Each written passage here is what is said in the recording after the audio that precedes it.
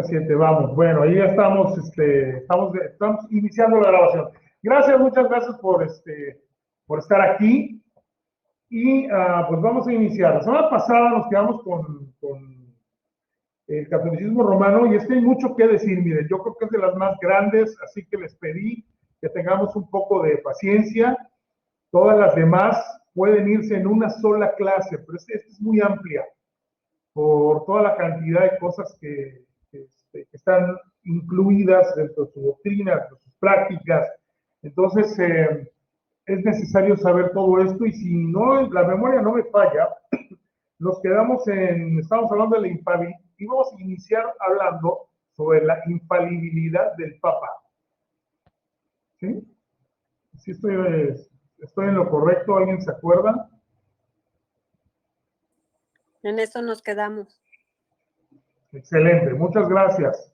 Gracias por Bueno, ¿se acuerdan que habíamos leído algunos versículos? Que, por ejemplo, en Hechos 10:25, que Pedro se reconoce a sí mismo como un hombre, ¿no? Y dice, y desecha la adoración, y dice, no, ¿qué te pasa? Yo soy hombre igual que tú, ¿no? No, la gloria a Dios. ¿Ven qué diferencia con este emperador que en el libro de los Hechos se nos dice que pereció comido por gusanos ahí mismo? Es que es impresionante la manera cómo sucedían las cosas, ¿no? En la iglesia primitiva. Alguien dijo una vez, esas cosas deberían estar pasando hoy porque la iglesia ha perdido poder. Sí, pero gracias a Dios que esas cosas no están pasando hoy. ¿Sí me doy a entender? Porque creo que más de uno ya hace mucho que nos hubiera cafeteado por no darle la gloria a Dios o por mentirle al pastor, por hacerte el vivo con lo que prometes. Siempre resalta mucho, por ejemplo, lo de Ananías y Zafira, y de ahí se agarran los falsos apóstoles hoy para decir, es una mala interpretación, ¿lo ven? ¿Lo ven? Por no dar el dinero y no traerlo, se murieron, ¿no? Entonces, tienes que, el punto medular con la historia de Ananías y Zafira fue que le mintieron a Dios. O sea, vinieron a decir, mira Dios, voy a vender una propiedad en 50,000 hebreodólares. Es que eran los dólares de ese tiempo, ¿no? Y esos 50,000 hebreodólares los voy a venir a poner a los pies de los apóstoles. Es lo que la palabra de Dios dice que sucedía. Resulta que vendieron la propiedad y vinieron y pusieron 25,000 hebreodólares. Y todavía le dijeron al apóstol, aquí está lo que le prometimos al Señor, ¿eh? El problema no es el dinero. Si somos realistas, Dios no necesita dinero. Dios está, Dios está necesitado de dinero. No. El punto es, incluso la palabra de Dios dice en Eclesiastés que no sea rápido para andar prometiendo. Ay, no, sí, Señor, no, tú dámelo y vas a ver, Señor, tú dámelo. ¡Qué bruto! Hasta te vas a cansar de mí, Señor, de estarme viendo aquí en el templo y cómo voy a dar, ofrendas y el pastor me va a decir, ya, hermano, anda a tu casa a descansar, estás muy consagrado, apestas a unción, anda a tu casa, pero dale, Señor, dámelo, porque y Proverbios dice, no lo hagas, si no estás dispuesto a cumplirlo. Eso es una cosa, dice que solo lo hacen los necios. Andar prometiendo lo que no vas a cumplir. Ese fue el problema con Ananías y Zafira. Entonces, bueno, volviendo al tema de Pedro, él dice, no, o sea, dicen que era el primer papa, sin embargo, no se dejó ni besar la mano, ni se postre delante de él. Vimos versículos también en el libro de los Hechos, 8:22, que Pedro no tenía poder para perdonar pecados, en 8:14, que él mismo, Pedro, fue enviado por otros apóstoles, así de, órale, predico, a predicar, vámonos, a predicar el evangelio. O sea, ¿cómo, si fuera el Papa, cómo le das órdenes al Papa? ¿No? Cuando el Papa llegó a Latinoamérica, al país hispanoparlante por primera vez, pues obviamente es hispanoparlante, no sabe inglés. Entonces los letreritos decían, welcome potato. Bienvenido, Papa. Bueno, Ok, y en Gálatas 2:11 vimos a Pablo, ahí nos quedamos, vimos a Pablo reprendiendo duramente a Pedro, pero duramente, ¿eh? Y así literalmente dice Pablo, lo confronté cara a cara porque era de condenar. Su hipocresía, así esa es la palabra que utiliza, en su hipocresía estaba arrastrando, dice a los hermanos que se habían pegado con él. Entonces, a ver, ¿cómo le dices hipócrita al Papa y lo reprendes, siendo tú el último de los apóstoles, ¿no? Como Pablo mismo se define. O sea, ahí nos quedamos. Entonces, este asunto de la infalibilidad papal que vamos a ver hoy es simplemente el hecho de que los católicos, en el catolicismo romano más bien, se cree que el Papa es infalible. ¿Qué quiere decir? Que todo lo que el Papa diga está a la altura. No solamente, aquí está lo grave, ¿ok? Vamos a desgranar esto. Aquí está lo grave. Lo que quiere decir, al decir que es infalible, no solamente es que los dichos y las obras del Papa, sus decisiones, están a la altura de la palabra de Dios, sino que es como si Dios mismo estuviera pronunciando esas palabras y estuviera ejerciendo esas acciones. Eso es gravísimo.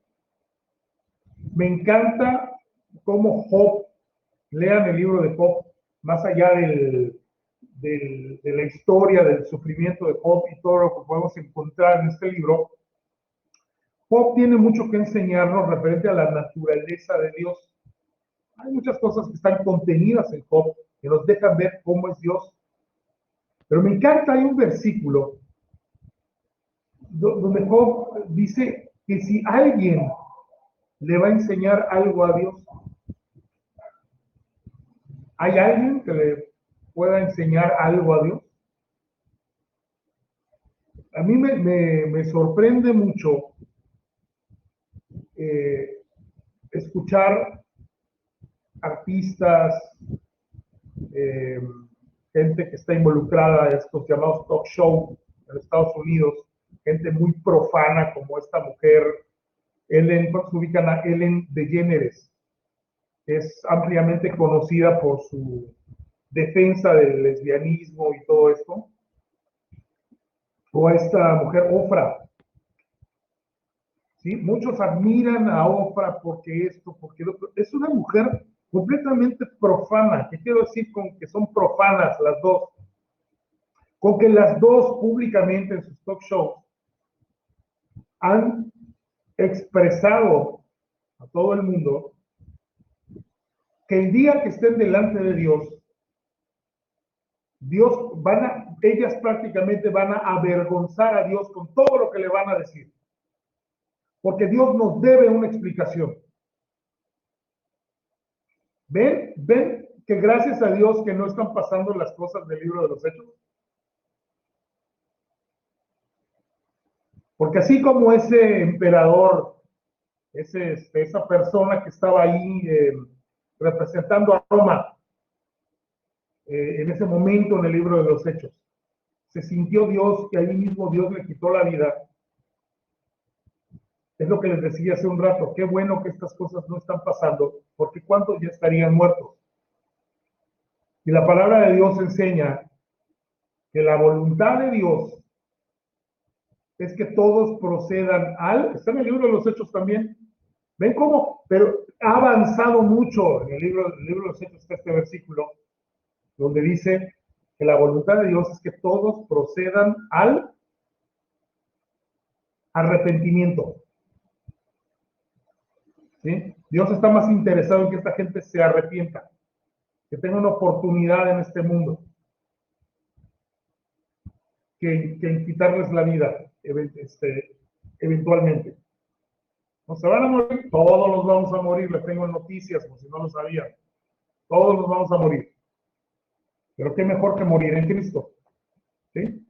Entonces, Es grave, les decía esto, porque las determinaciones y todo lo que un papa dice resulta que está a la altura prácticamente del pensamiento de Dios.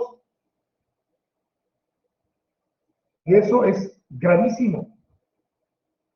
Es una persona que se está poniendo en el lugar de Dios, que se está poniendo en el lugar de Cristo además, y que se está poniendo en el lugar del Espíritu Santo. ¿Por qué? Porque el papado dice que solo el Papa puede tener la última palabra en cuanto a la interpretación de las Escrituras.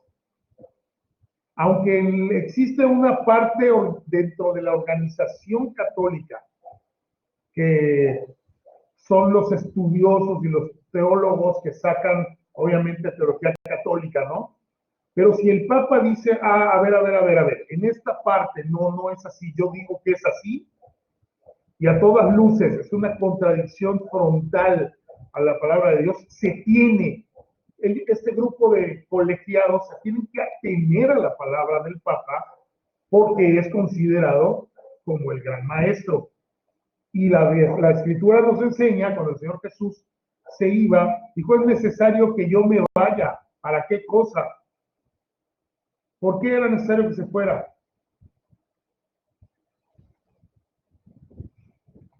¿Les escucho?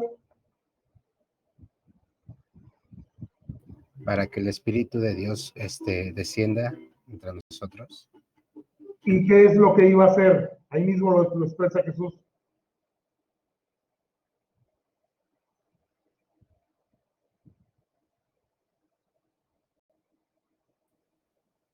Tu micrófono, Juancho. Bueno, menciona que iba a dar poder y iba a consolar. Sí, pero hay algo más que menciona Jesús.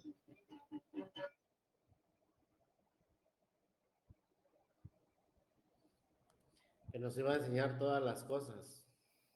Exactamente. Él les va a recordar todas las cosas, les va a enseñar. Es el maestro por excelencia. ¿Sí?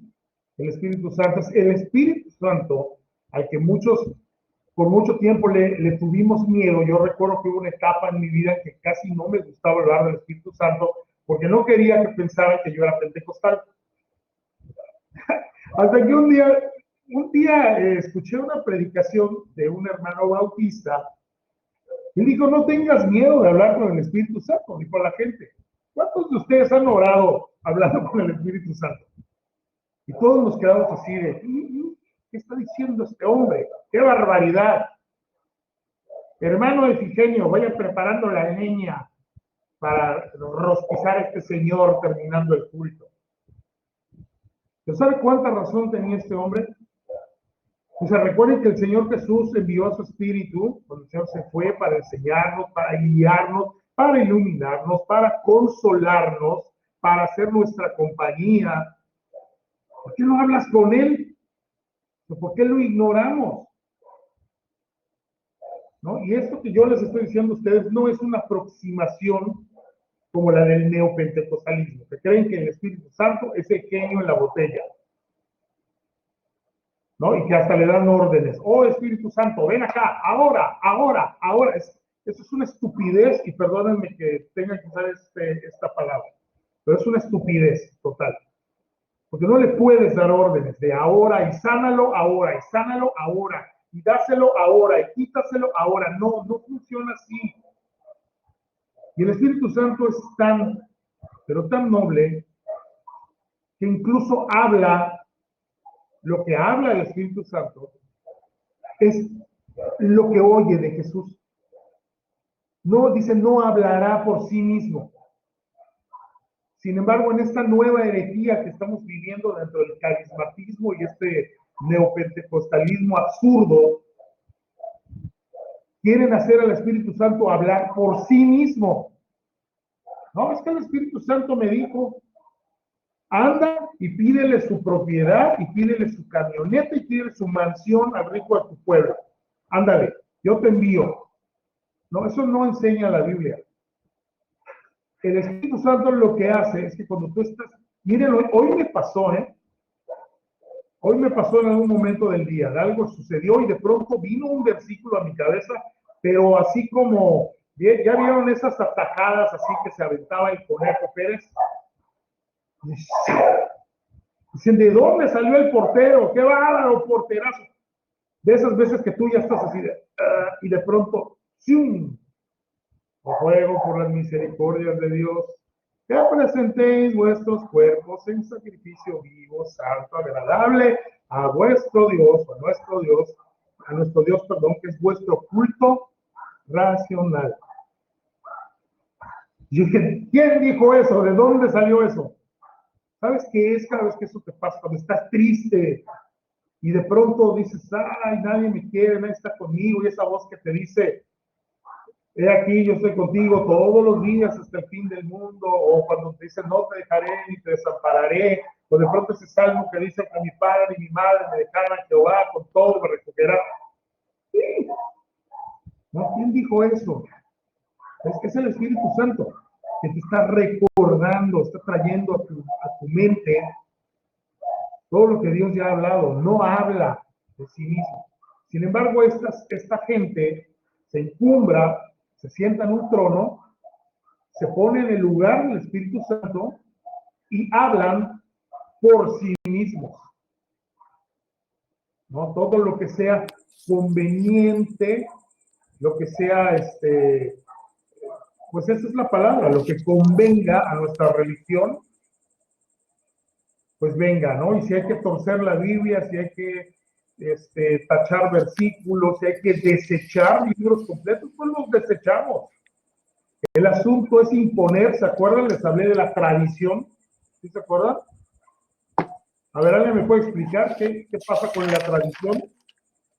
La tradición, ya le llama tradición católica.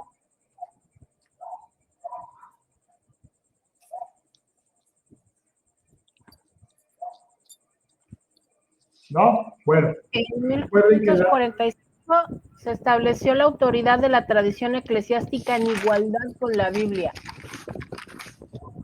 Exactamente. Pero, a pesar de que está la palabra igualdad, el problema es que la tradición ha rebasado a la Biblia. Y, por ejemplo, lo que estamos viviendo en estos días, ¿no? El inicio de noviembre, la Escritura enseña muy claramente, porque encontramos a Jesús contando no una parábola, porque el rico y Lázaro no es una parábola. El rico y Lázaro es una historia de la vida real. ¿Sí? He escuchado incluso a predicadores decir, y vamos a leer la parábola del rico y Lázaro. No, no es una parábola. Es gente real. Y entonces, hay algo clave que Jesús cuenta en esa parábola, que dice, cuando el rico le dice, Señor, pues manda entonces a alguien que le hable a mis hermanos, que le hable a mi familia, por favor, para que no vengan a este lugar horrible. Y entonces, la contestación al rico es a Moisés y a los profetas tienen, que los escuchen a ellos. O sea, que escuchen la palabra de Dios. Además, y aquí está la clave, y además, una gran cima está puesta entre ustedes y nosotros. Y nadie, absolutamente nadie puede pasar de allá para acá ni de acá para allá. Entonces, pero eso es lo que la Escritura enseña. Y las religiones paganas antiguas tenían cultos de adoración a los muertos. Aún hoy las culturas orientales, los chinos, los japoneses, son muy, ¿cómo decir? Iba a decir la palabra clavados, pero no es la palabra. Son muy fervientes de sus antepasados y entonces en su casa atrás construyen una pagodita, ¿no? Donde ponen las fotografías de sus muertos y les prenden incienso y van y les oran y les cantan y les piden. Les ponen hasta comida. Exactamente como lo que vivimos hoy. como lo que estamos viviendo en estos días, que cada año se vive en México. ¿Tiene esto el visto bueno de la Iglesia Católica? Sí, resulta que sí lo tiene, porque es esa clase de eventos que están barnizados de piedad, donde se incluye obviamente elementos de la misma religión católica, y que no importa que se trate no de acceder al mundo de los muertos, pero de pensar que los muertos pueden acceder a nuestro mundo. Cuando Jesús dejó bien, pero bien clarito, que simplemente no se puede. Todos tenemos un amigo, ¿no? Hoy estaba viendo 2 o 3 publicaciones de una mesa grande donde había uno sirvió relleno negro. Yo dije, caray, qué desperdicio, me hubiera invitado a mí. Pasaba por Aldemir y nos lo comíamos, ¿no? Entonces estaban los platos de relleno negro a una cierta hora de la tarde y puso, ya están aquí mi abuelita, mis tías, mi abuelo, mi no sé quién, y están degustando su relleno negro. No, miren, no nos podemos ni burlar ni reír de esta clase de cosas. Pero lo que podemos hacer es orar mucho por estas personas, y si hubiera la oportunidad algún día de poder aclarar ese punto, que es una duda que todos tienen, si los muertos regresan o no regresan, pues es nuestro deber como cristianos, de una manera bíblica, obviamente, poder decirles, pero la realidad es que no. Sin embargo, la cúpula, la alta esfera católica ha dado pues el visto bueno a esto. ¿Por qué? Porque son tradiciones, y la tradición ha superado a la escritura. ¿Ven? Entonces, la infalibilidad papal. Lo curioso de esto, y para terminar y pasar al siguiente punto de lo que estamos viendo hoy, es que el problema es que a través de la historia, desde que se establecieron el primer papa en adelante, las determinaciones de un papa han sido contradicción para las determinaciones del papa anterior. Entonces, a ver, si cada uno de ellos ha sido representante de Dios en la tierra, a ver, ¿cómo es que tú puedes contradecir entonces a Dios? ¿Qué es esto? O sea, ¿Dragon Ball Z o cómo? O sea, yo soy más poderoso que tú y no me hagas enojar porque se me enciende el pelo, ¿no? Pero el otro dice, pues que se te enciende el pelo, yo tengo las esferas del dragón, así que más que tú, ¿no? O sea, parece entonces que es una competencia o cómo, es una contradicción total. Y no hablar ni decir, que ya les expliqué muy bien cómo las determinaciones de los papas contradicen la escritura. Y una de ellas sigue siendo la prohibición, bajita la mano, la prohibición de que la gente lea la Biblia. ¿Sí? Para esta organización, mientras la gente, y para cualquier secta que utilice la Biblia, lo menos que lean de la escritura, mejor. Mejor, porque es tierra fértil. Son más fáciles de engañar si no leen. Y si se conforman, pues con un pedacito, ¿no? Del evangelio en la misa, con una explicación, ahorita les voy a hablar de eso, que no tiene nada que ver regularmente, pero ya con eso, ¿no? Y estamos contentos. Ahora, pasando de la infalibilidad del Papa, vamos al sacerdocio. La Iglesia Católica ha constituido a sus sacerdotes, y por favor, yo creo que todos se lo saben de memoria, 1 Timoteo 2:5, antes de que lo busquen, ¿alguien se lo sabe de memoria? 1 Timoteo 2:5, no hagan trampa, ¿eh? Uy. Permítanme, pues se me cayó la hoja. A ver.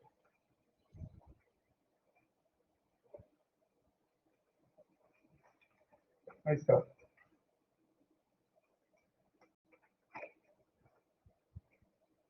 Así dijo Adán. Permítame, se me voló la hoja. A ver, 1 Timoteo 2:5 de memoria, ¿alguien? Bueno, porque hay un solo que. Entre Mediador. Dios y los hombres. ¿Y quién es? Cristo. Jesucristo. Exactamente, muy bien. Entonces, a lo que voy. La Iglesia Católica ha constituido a sus sacerdotes como mediadores entre Dios y los hombres. O sea, cuando hacen toda esta ceremonia, los sacerdotes, no sé si alguna vez ustedes han tenido la oportunidad de ver, se tiran al piso con boca abajo, con los brazos abiertos, en rendición, no a Dios, pero más bien a la Santa Madre Iglesia Católica y a todo lo que representa como el único medio para ser salvo más allá de Jesucristo. Y esta clase de cosas son investidos y ungidos como mediadores entre Dios y los hombres. ¿Por qué? Porque según la Iglesia Católica, a ellos es que los hombres hemos de ir a confesar nuestros pecados para alcanzar el perdón. A ver, ¿cuántos de ustedes se confesaron alguna vez? Yo. Yo creo que todos, ¿no? Creo que casi todos, ¿no? Nos los confesábamos y que ya no buscaba uno ni qué decir. Hasta el cura ya nos miraba con cara de aburrimiento, de que eran o sea, los mismos pecadillos de toda la semana, ¿no? Le agarré un peso a mi mamá y me lo gasté en chicles, ¿no? Y cosas así. Pero Entonces, no le tomabas tanta seriedad. No le tomabas tanta seriedad porque sabías que con un Padre Nuestro o con una Ave María ya era tu penitencia, pues ya la pagabas y ya estuvo, ya podías seguir haciendo lo que quieras. Claro. Sé que un día llegaban dos señoras, dos viejitas de estas que nunca faltan a la misa, venían llegando a la iglesia, entrando, pero estaba el circo en el pueblo y los trapecistas se acababan de confesar. Y entonces el cura les dijo, ay, así que ustedes son trapecistas. Sí, señor cura, ¿y qué es lo que hacen exactamente? Ah, pues mire, le vamos a hacer una demostración. Y se pusieron a dar maromas y piruetas y hacer de todo adentro de la iglesia y el cura bien.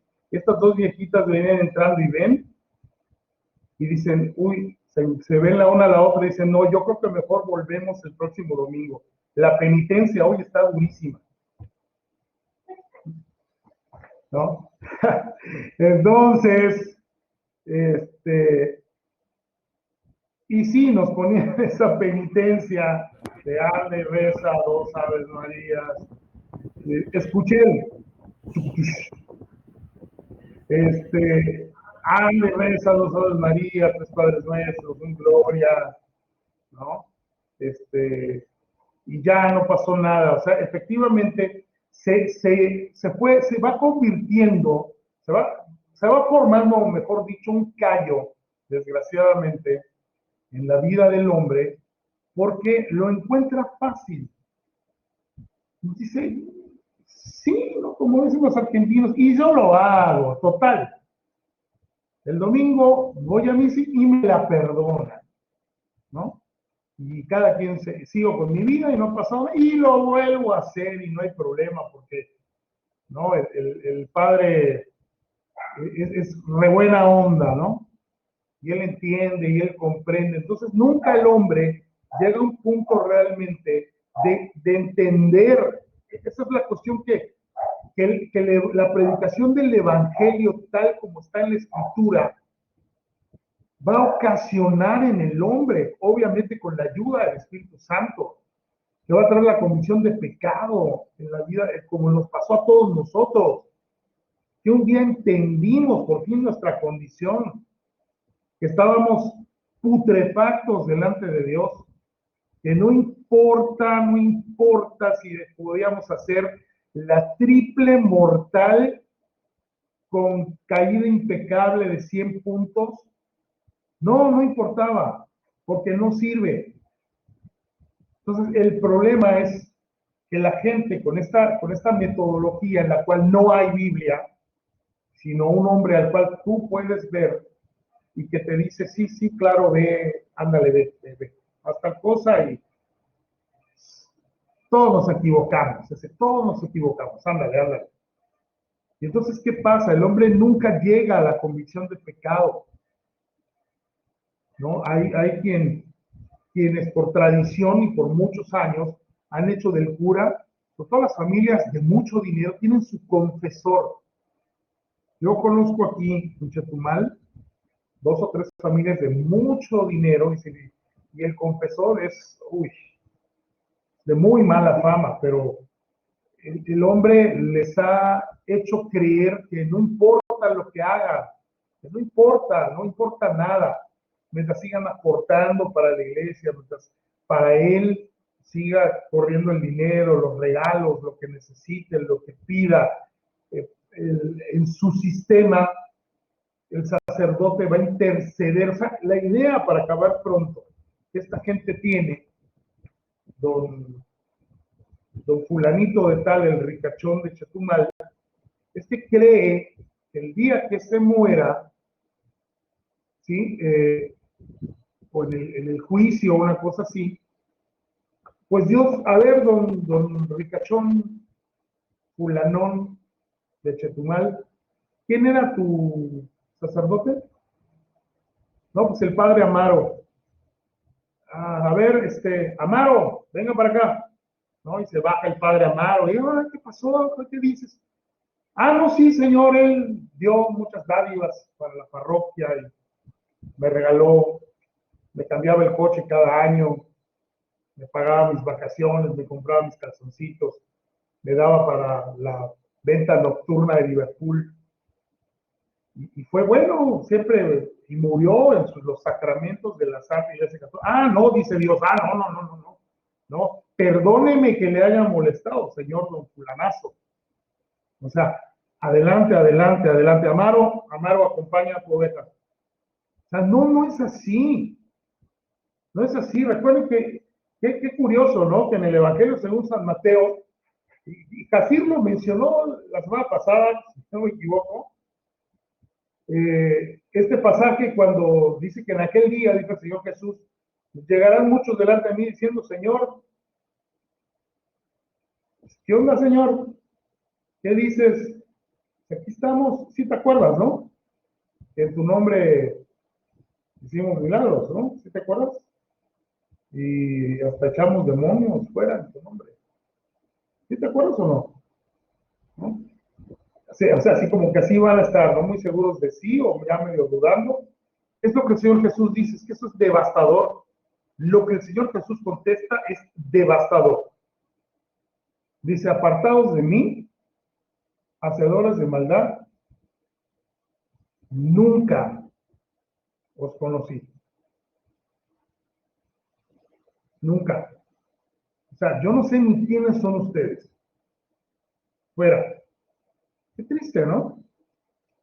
¿Cuánta gente entonces, imagínate, está confiando que un hombre le va a perdonar sus pecados, creyendo que incluso va a estar ahí presente para interceder por él, para meterlo al cielo?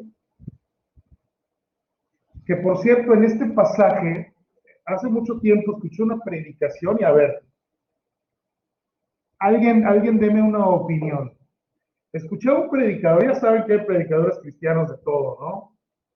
Muy buenos, muy malos, buenísimos, malísimos, 2-2, 2-3, 3-2. Algunos que dicen cosas buenas, por un porcentaje de cosas que quiso así, quién sabe. Pero me llamó mucho la atención, en una ocasión escuchaba un predicador que dijo, el asunto no es si tú conoces a Cristo. Y yo brinqué en mi banca, ¿no? ¡Ca! Dije, ¿qué herejía va a decir ese hombre en este momento, no? Y dijo, el asunto no es si tú conoces a Cristo. El asunto es si Cristo te conoce a ti. Y entonces me quedé pensándolo mucho, fíjate, basado el hombre en este versículo. Decían, yo nunca os conocí. Me dijo, ¿y Cristo te conoce a ti? Y tú llegaras delante de él y digas, ¡ay, Señor! ¿Te conoce? ¿Sabe quién eres? ¿Alguien tiene una opinión referente a esto? A ver, un pequeño debate, chiquito. Que no nos lleve mucho tiempo, pero ¿ustedes qué opinan?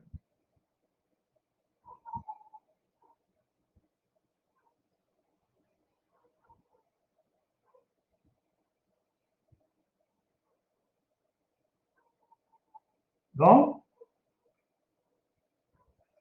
¿Nadie se anima? Bueno, yo podría comentar que a lo mejor por eso se nos exhorta que ahora sí que un árbol es conocido por los frutos que produce, ¿no?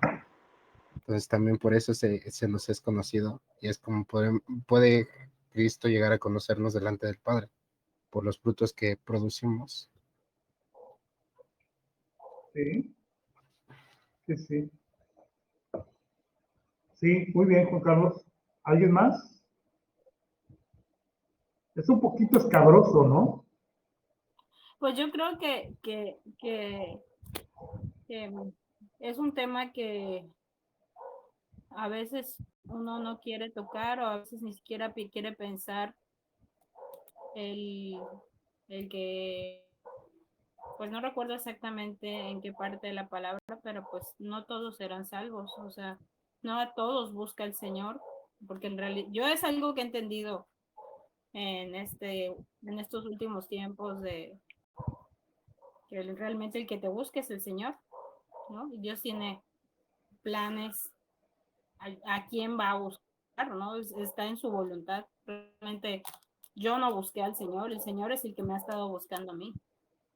Entonces, pues yo creo que sí, muchos no llegarán a los pies del Señor, que es más o menos de lo que usted está hablando, ¿no? De que, pues a muchos Sí, del Señor nunca va, no, como dice su palabra, o sea, nunca conocí. Y claro. pues sí es algo difícil de hablar porque, pues es hablar de la salvación de una persona y pues es algo con lo que a veces no nos queremos, pues no nos queremos Meter, ¿no? Claro. Sí, sí, gracias, Mari. Sí, hay algo.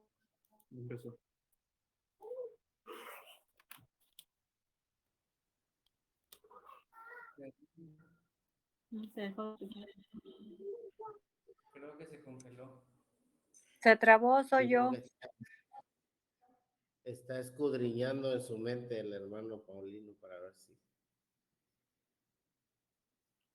No lo escuchamos. No se oye. Pero está activado el micrófono. Está. Ya. Ya, ahora sí. Ok.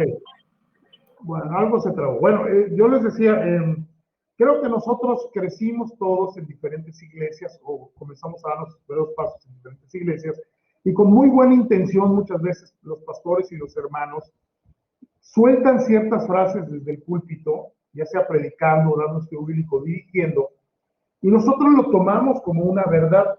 Es como en los 90 cuando se pusieron de moda las camisetas cristianas. A mí no me gustan, para ser más que honesto. ¿Por qué? Yo le empecé a llamar la teología de la camiseta. Porque no eran frases 100% bíblicas. O sea, me acuerdo de un chico que andaba a una de cierta iglesia y decía, Dios recicló mi vida. ¿No? 2 Corintios 5:7. Dije, yo pensé, no, Dios no recicló mi vida. Dios me dio una vida nueva. ¿Cómo lo hizo? No lo sé, pero me dio una vida nueva, no recicló la que tenía. Entonces, hay muchas frases, muchas veces, como lo que María acaba de mencionar. ¿Cuántos han escuchado a los evangelistas decir, o al hermano, perdón, a los hermanos cuando dan un testimonio, dicen, y bueno, y entonces encontré a Dios?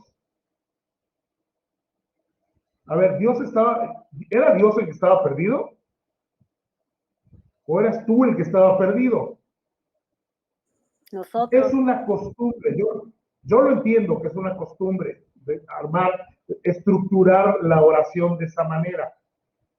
Y entonces encontré a Dios, pero la realidad de las cosas es que Dios no estaba perdido, era yo, y Dios me encontró, ¿no? Ahí tenemos a Jesús en estas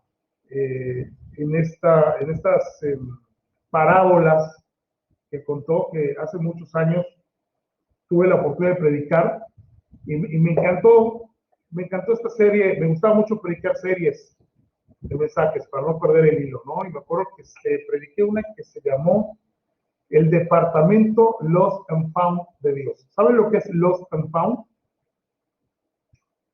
En los aeropuertos, No. cuando se te pierde tu maleta, te mandan a uno que dice Lost and Found, que es perdido y encontrado. Eso es lo que significa.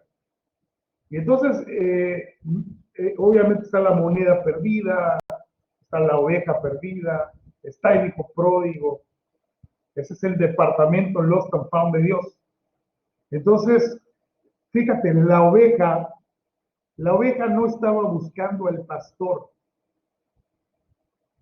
¿Qué fue lo que sucedió ahí? Que el pastor se fue a buscar a la oveja, ¿no? Entonces, de alguna manera, Dios, también, miren, no hay que ser recalcitrantes ni cuadrados en algunos aspectos, porque la Biblia también enseña que el que busca encuentra. Jesús dijo, llamad y ¿qué? Y se os abrirá, buscar y hallaréis. Hay gente que, yo creo que en su desesperación, algún día les voy a contar cómo fue que conocí al Señor, pero hubo un momento en mi vida en que yo le dije, Señor, yo te quiero conocerte, te quiero conocer, quiero saber realmente que eres tú y que no me estoy equivocando. Y entonces, 2 años después aproximadamente, me invitan a un campamento juvenil y es cuando escucho la predicación del Evangelio en vivo. Y ¡puf! Entonces, Dios fue bueno en revelarse a mí, como lo debe haber hecho con ustedes, ¿no? Y efectivamente, hay quien dice, no, yo no estaba buscando a Dios de ninguna manera. Sin embargo, mira qué bueno es Dios. Debemos tener siempre presente eso, de que aunque muchas veces no lo estabas buscando, sin embargo, en su voluntad, en su propósito y en su plan, Dios quiso darse a conocer a ti. ¡Wow! ¿No? ¿Qué pasó? ¿Hay sueño o no hay sueño? Yo les quiero compartir un versículo que dice, el Juan 15:16, dice, no me elegiste vosotros a mí, sino que yo os elegí a vosotros, y os he puesto para que vayáis y llevéis fruto. Bueno, la mitad se corta un poco. El Padre en mi nombre, Él los dé. En donde pues nos queda claro que nos elige es Él, y pues obviamente habrá quienes no son elegidos. Sí, claro, por supuesto, ¿no? De alguna manera hay quien rechaza el Evangelio, y pues no todos. Miren, una gran verdad en la cual tenemos que aprender a descansar. Es triste, pero es la realidad de la Escritura. No todos van a ser salvos. ¿Por qué? Porque no todos creyeron al anuncio, por decirlo así, del Evangelio. Dice, ¿quién ha creído a nuestro anuncio? ¿No? Un montón de gente en el tiempo de Jesús rechazó el mensaje del Evangelio. Y en estos tiempos, más, con toda la distracción, la modernidad y todo lo que hay, el hombre está más ocupado, está más ocupado en otras cosas que en interesarse por saber qué va a ser de mi alma, qué hay para el futuro eterno, ¿no? Entonces, dentro de todo eso, Dios sigue siendo bueno y sigue siendo fiel. ¿Por qué algunas personas las elige y se les revela y todo? No lo sé. ¿Por qué yo? ¿Por qué tú? ¿Por qué aquel? Pero lo que tenemos que hacer es darle muchas gracias a Dios que fuiste tú, que fui yo, que fue aquel, ¿no? Y valorar efectivamente el acercamiento que Dios tuvo con nosotros. Jesús, ¿cómo empezó su ministerio, no? En el anuncio del Mesías, con el anuncio del Mesías que había venido. O sea, el reino de los cielos sea que Acercado. el reino de los cielos se ha acercado. Y Dios se acercó a ti, dale gracias por eso.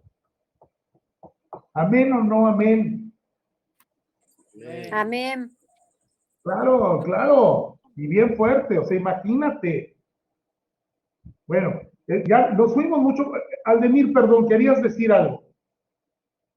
Lo que pasa es que yo considero, siempre que leemos la historia de David, vemos, está muy remarcadas sus malas obras, sus malas decisiones, sus pecados, ¿no? Pero la Biblia lo reconoce como un hombre conforme al corazón de Dios.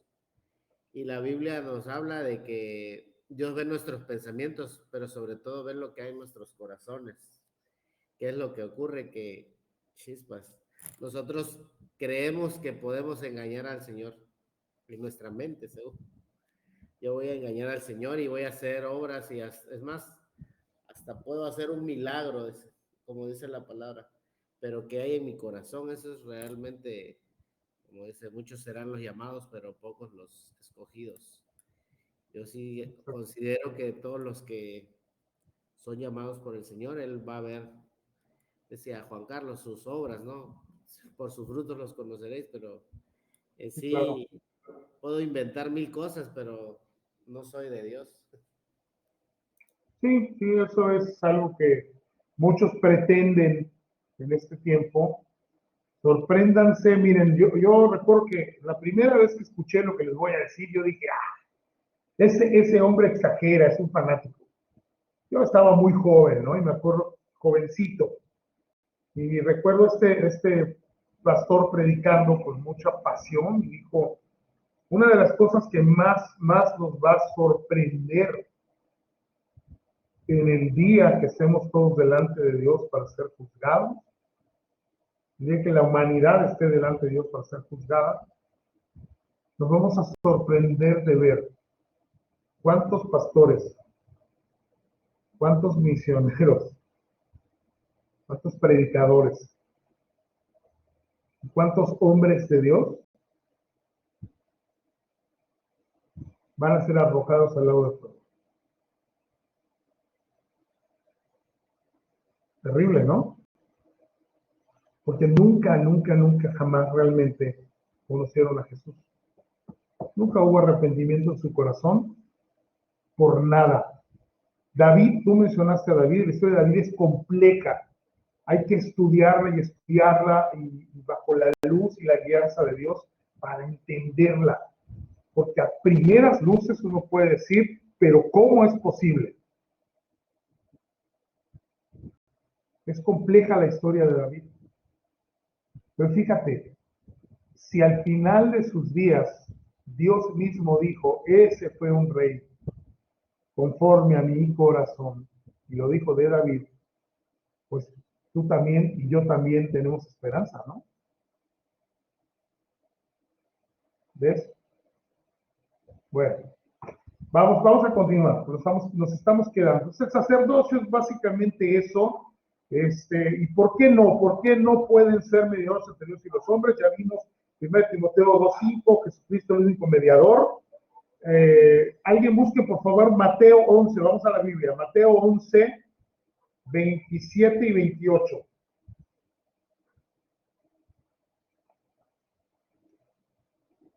Y el que lo encuentra lo lee, por favor.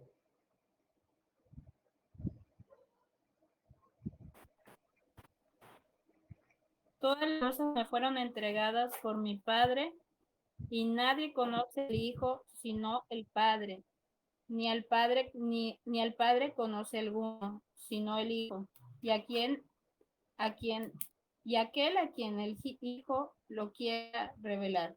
Venid a mí todos los que estáis trabajados y cargados, y yo os haré descansar. ¿Ven? Entonces, ¿a quién tengo que ir? ¿Al cura para confesarle mis pecados? ¿O directamente con Jesús? No. Directo. Exactamente. Ahora, fíjense, en el Salmo 32, si quieren anotar, Salmo 32:5 dice, Salmo 32:5 dice, mi pecado, es David hablando casualmente, mi pecado te declaré y no encubrí mi iniquidad.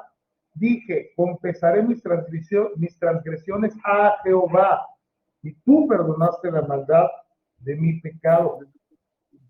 ¿Quién perdonó?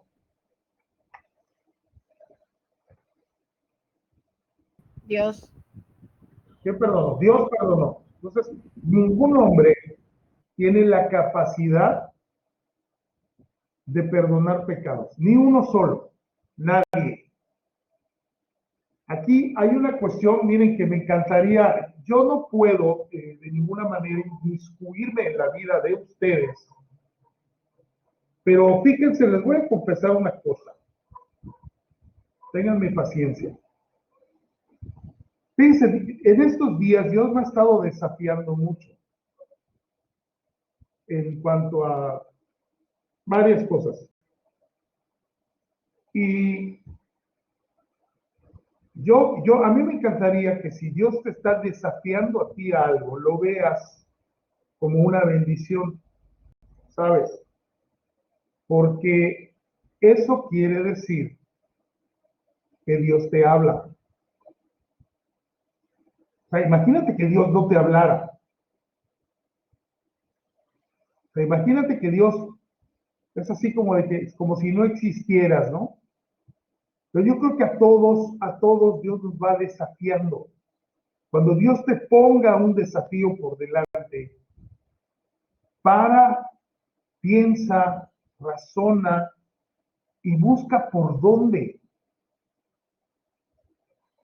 Y, a ver, perdón, como esto no estaba en el programa, me dispersé un poco. El punto es que Dios me ha estado desafiando, por ejemplo, en cuanto al entretenimiento. Miren, no lo nieguen, todos estamos enamorados del entretenimiento.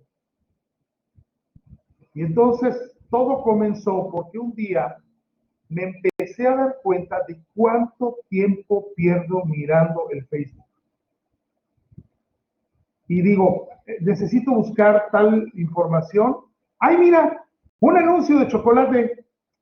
¡Ay, un chocolate nuevo con sabor a dulce de leche! ¡Qué rico! Le cierro. Digo, momento, estoy buscando tal información relevante e importante. ¡Mira! Luis Miguel dice que su serie no es en serio. Ese Luis Miguel lo debería callar. A ver, Luis Miguel dice que su serie no es en serio, eso lo que ella. Oye, no me digas que a ti no te pasa eso. A ver, no vengas y, ay, no, hermano, a mí no, yo no sé de qué estoy hablando. Entonces, Dios empieza a desafiarnos, ¿sabes? En mucho del entretenimiento que nosotros consumimos hay mucha blasfemia y hay mucha herejía. ¿Por qué estoy diciendo esto? porque estamos en el hecho de que ningún hombre tiene el poder ni la capacidad de perdonar pecados. Sin embargo, películas como El Devorador de Pecados, ¿ustedes escucharon hablar de esa película? Que No, es supuestamente una parte de la Iglesia Católica, de sacerdotes, que cuando la persona está muriendo llegan como a darle los santos óleos y entonces absorben así todos sus pecados. Es una blasfemia. Pero la película fue famosísima y no quiero pensar cuánta gente se quedó pensando en ello. Miren, otra cosa, seamos honestos a la verdad. Harry Potter, más allá de que se trate de brujería, no es por ahí, a lo que voy es a esto. ¿Alguno de ustedes ha escuchado alguna vez mencionar a Dios en alguna parte de Harry Potter? El dilema del hombre y el pecado, la presencia de Dios. Y así podría seguir la noche. Entonces, el entretenimiento, las películas, los programas, las series nos están bombardeando y bombardeando y bombardeando y bombardeando. Y tú ya eres maduro. Nadie te va a convencer. Yo lo puedo entender. Pero imagínate el que no. Yo recuerdo cuando salió esta película absurda de Tom Hanks, el que va al Vaticano, ¿alguien? ¿Cómo se llama? ¿Cómo? El Código Da Vinci. Una tontería de película. Pero yo me acuerdo que en ese tiempo en mi oficina fue tema de conversación y el Código Da Vinci, sí es cierto. María Magdalena era la novia de Jesús, claro que sí. Y es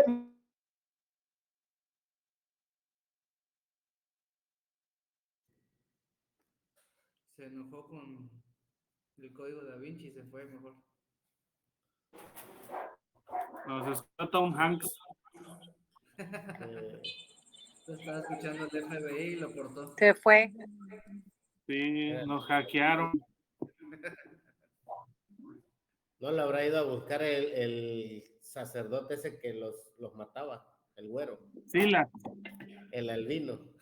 el Silas. Ah, Silas. Ya lo ha de haber sacado agua. Ya le puso el silicio. Sí.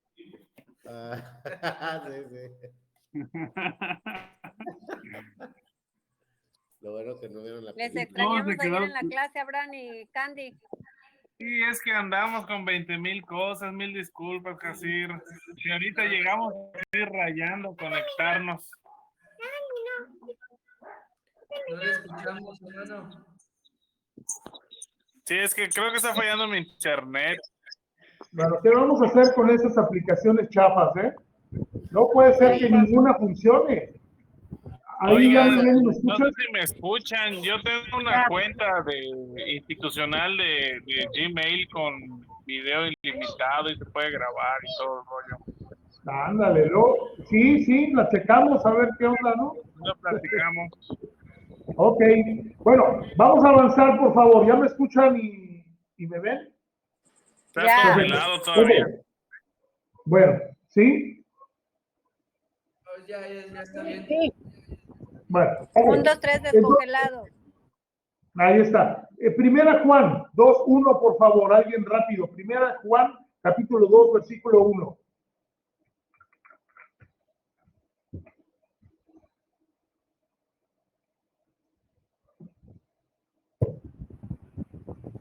Hijitos míos, estas cosas os escribo para que no pequéis, y si alguno hubiere pecado, abogado tenemos para con el Padre, a Jesucristo el justo. Ok, eso es un versículo crucial, anótenlo, porque es un argumento, ¿sí? Bíblico 100%, para demostrar por qué un cura no puede perdonar mis pecados y no es correcto ir a confesarle mis ¿Cuál es, pecados. Pau? Primera de Juan, capítulo 2, versículo 1. Gracias. Dice, hijitos míos, estas cosas os he escrito para que no pequéis. Pero si hubieran pecado, abogado tenemos para con el Padre, a Jesucristo el justo. ¿Ok? Y otra cosa es que, y ahí en el libro de los Hechos ustedes pueden echar un vistazo, en ningún lado vamos a encontrar que los apóstoles fueran designados como sacerdotes del pueblo. En ningún lado. ¿Sí? Entonces eso es algo que surge, ya les di algunas fechas del surgimiento de la institución de todo esto, en qué año fue, y pues simplemente pertenece a la ideología y a la doctrina de una organización religiosa, y eso es todo. Ahora, vamos rápido al celibato del sacerdote. Aquí vamos a empezar a ir más rápido. Esto sucedió en el año 1123 y llegó a ser norma oficial que los sacerdotes no podían contraer matrimonio.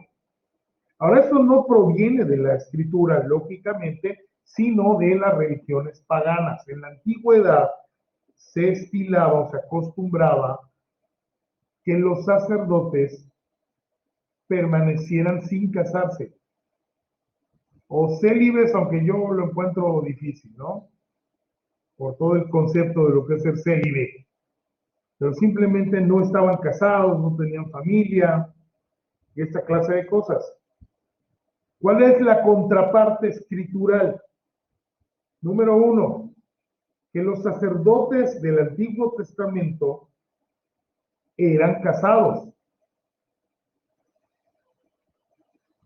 Eran casados y de hecho hasta era como un requisito, ¿no? Que el sacerdote fuera casado, tuviera su familia, o al menos su esposa.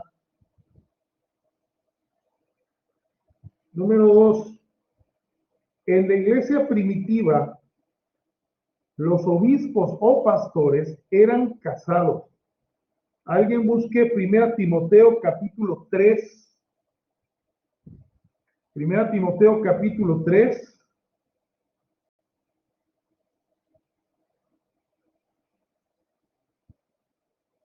Versículos 3 al 5.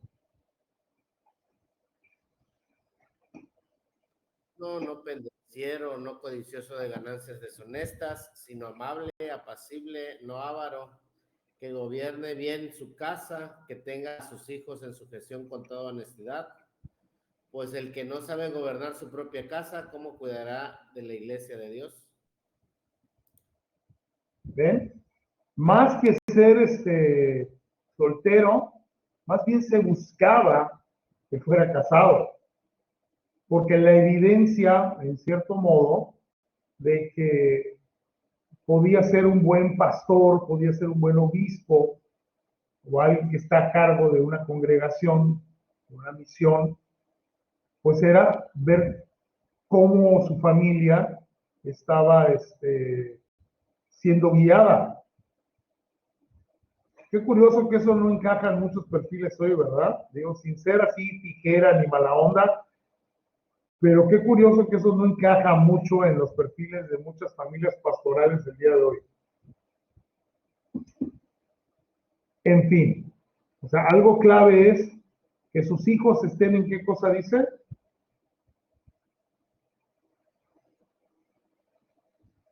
Con toda honestidad.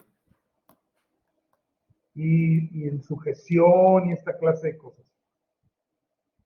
Y yo creo que llega un punto en que el pastor con su hijo ya es mayor de edad, pues ya es complicado, ¿no? Se entiende, pero yo creo que a pesar de que sea mayor de edad, el pastor siempre debe darse a respetar con sus hijos y hacerse respetar. Un hijo que deja en vergüenza a su papá pastor todas las veces que sea posible, eso no habla muy bien de la autoridad pastoral, ¿sí? O de la guianza, no lo sé. Es un poco complejo también, pero bueno, ahí está. En la epístola de Tito, anoten el versículo, en Tito, hablando de Tito, Si quieren todos 10 para la materia, podrían llevar a su maestro a una taquiza a Tito, hablando de Tito, y ya todos aprobados y no pasó nada. ¿Ok? Los campechanos, qué rico. A ver qué dije, Tito. 1, Tito 1, 5 al 6, dice: por esta causa te dejé en Creta para que corrigieses lo deficiente y establecieses ancianos en cada ciudad, así como yo te mandé. Ojo, el que fuera irreprensible, marido de una sola mujer, y tenga hijos creyentes que no estén acusados de disolución ni de rebeldía. Wow. Volvemos a lo mismo y sin ser, no estoy atacando a nadie, ¿eh? Pero fíjense, para empezar, que él sea irreprensible, y creo que todos podríamos llegar a tener un problema por ahí. ¿Ustedes saben lo que la palabra irreprensible quiere decir? ¿Cómo está estructurado en el original? A ver, Casir, explícanos. Vi que dijiste que sí, ¿verdad? Irreprensible básicamente es que no tengan nada de dónde agarrarle. O sea, que no le puedan reprender nada. O sea, que no pueda ser acusado de nada, digámoslo así. Claro. En el original, como recuerden que la escritura, eso estaba escrito en griego, ¿sí? La palabra que se utiliza ahí, literalmente en español, se traduciría como un hombre que no tiene agarradera o que no tiene manija. ¿Por dónde lo agarras? O sea, no hay manera de agarrarlo. De que sea irreprensible, o sea, que no tenga agarradera.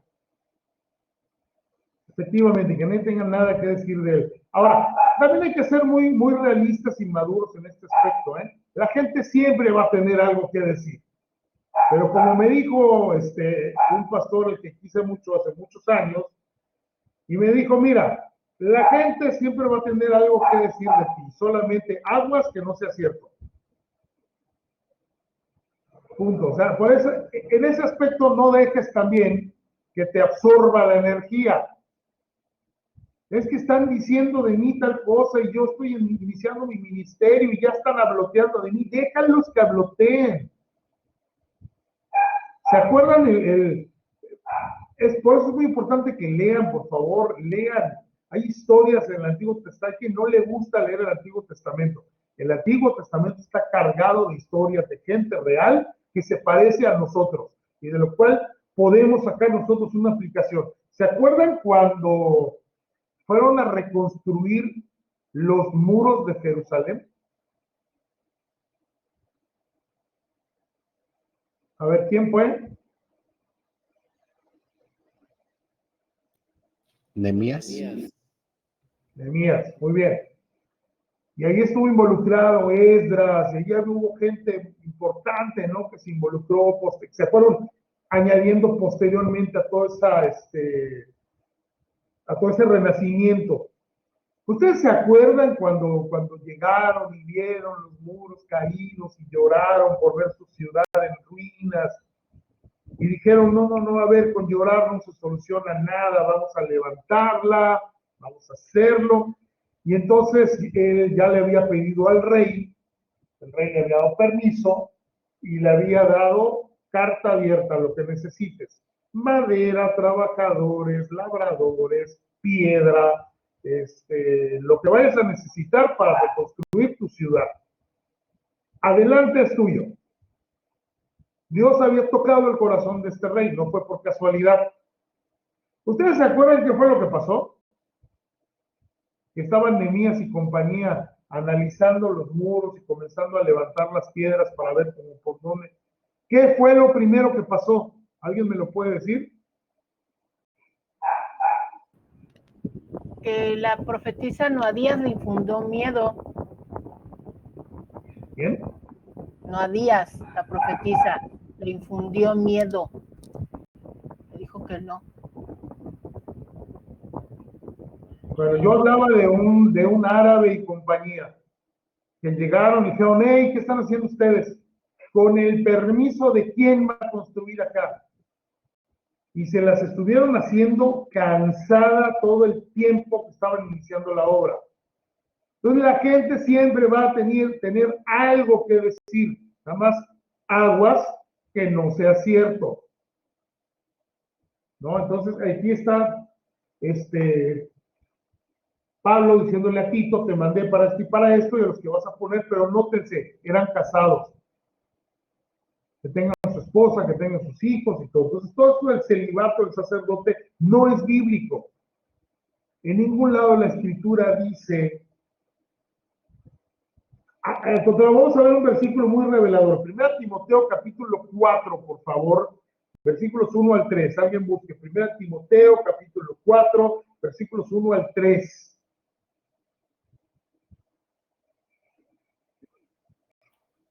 Pero el Espíritu dice claramente que en los postreros días algunos apostatarán de la fe, escuchando espíritus engañadores y a doctrinas de demonios, por la hipocresía de mentirosos que, teniendo utilizada la conciencia, prohibirán casarse y mandarán abstenerse de alimentos que Dios creó para que con acción de gracias participasen de ellos los creyentes y los que han conocido la verdad.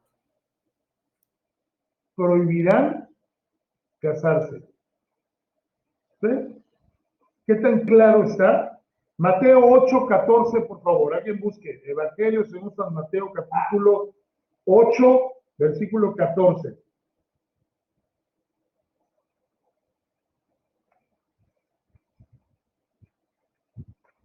Vino Jesús a casa de Pedro y vio a la suegra de este postrada en cama, con fiebre, y tocó su mano. Bueno, ya, ¿Y qué más? la fiebre la dejó y ella se levantó y le servía. ¿Pero quién era la señora entonces? La suegra de Pedro. ¿Ahora entienden por qué Pedro se había enojado con Jesús? Le sanó a la suegra. Pero el punto es que Pedro era casado, Pedro tenía suegra. ¿Ven? Entonces no existe un solo versículo en la escritura del cual se pueda sustentar que el celibato es bíblico, que el sacerdote no debe casarse. Es incluso, ya vimos cómo en el versículo anterior, que está en 1 Timoteo 4, está en una lista de lo que Pablo llama doctrinas de demonios. Bueno, yo creo que vamos a parar por hoy aquí. Nos falta para la próxima, vamos a terminar porque necesitamos avanzar. Para la próxima vamos a irnos rápidamente a sumergir al catolicismo y la salvación, la misa, la vida futura y el culto a María. Con eso vamos a concluir para poder pasar a la siguiente secta que van a ser los mormones. ¿Ok? Bueno, ¿algún comentario hasta aquí? ¿Alguien que quiera opinar algo?